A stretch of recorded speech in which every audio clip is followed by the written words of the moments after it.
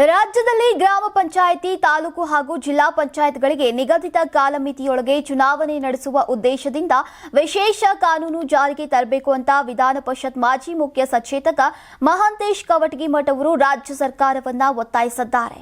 ಬೆಳಗಾವಿಯಲ್ಲಿ ಮಾತನಾಡಿದಂತಹ ಅವರು ಲೋಕಸಭೆ, ರಾಜ್ಯಸಭೆ, ವಿಧಾನಸಭೆ ಹಾಗೂ ವಿಧಾನ ಪರಿಷತ್ ಚುನಾವಣೆಗಳು ಕಾಲಮಿತಿಯೊಳಗೆ ಜರುಗುತ್ತಾ ಇರುವಂತೆ ಜಿಲ್ಲಾ ಪಂಚಾಯಿತಿ, ತಾಲೂಕು ಪಂಚಾಯಿತಿ ಮತ್ತು ಗ್ರಾಮ ಪಂಚಾಯತ್ ಚುನಾವಣೆಗಳನ್ನು ನಿಯಮಿತವಾಗಿ ನಡೆಸುವುದು ಅಗತ್ಯ ಅಂತ ಹೇಳಿದ್ದಾರೆ.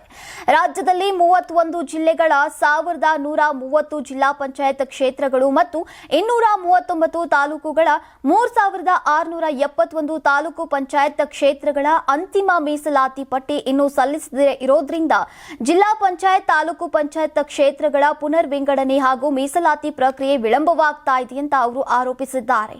ಈ ವಿಳಂಬದ ವಿರುದ್ಧ ರಾಜ್ಯ ಚುನಾವಣಾ ಆಯೋಗ ಹೈಕೋರ್ಟ್ ಮೊರೆ ಹೋಗಿದ್ದು 2023ರಲ್ಲಿ ಸರ್ಕಾರ 1 ತಿಂಗಳೊಳಗೆ ಪ್ರಕ್ರಿಯೆ ಪೂರ್ಣಗೊಳಿಸುವುದಾಗಿ ಕೋರ್ಟ್ಗೆ ಪ್ರಮಾಣ ಪತ್ರ ಸಲ್ಲಿಸಿತ್ತು.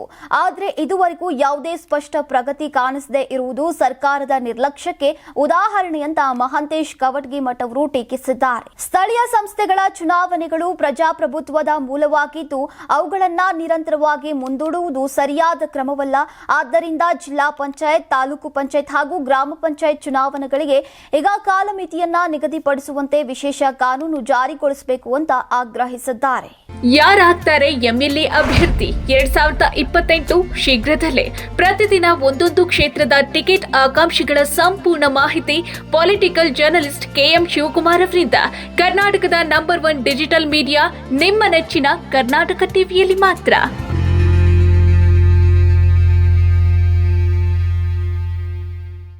ನೀವು ಸಣ್ಣ ಆಗ್ಬೇಕಲ್ವಾ? ಅದು ಒಂದು ಉತ್ತಮ ಆಹಾರದಿಂದ ಸಣ್ಣ ಆಗ್ಬೇಕಲ್ವಾ? ಪ್ರತಿದಿನ ನಮ್ಮ ಜೀನಿ ಸ್ಲಿಮ್ ನ ಯೂಸ್ ಮಾಡಿ ಯಾವುದೇ ಸೈಡ್ ಎಫೆಕ್ಟ್ ಇಲ್ದಂಗೆ ನೀವು ಸಣ್ಣ ಆಗ್ತೀರಾ.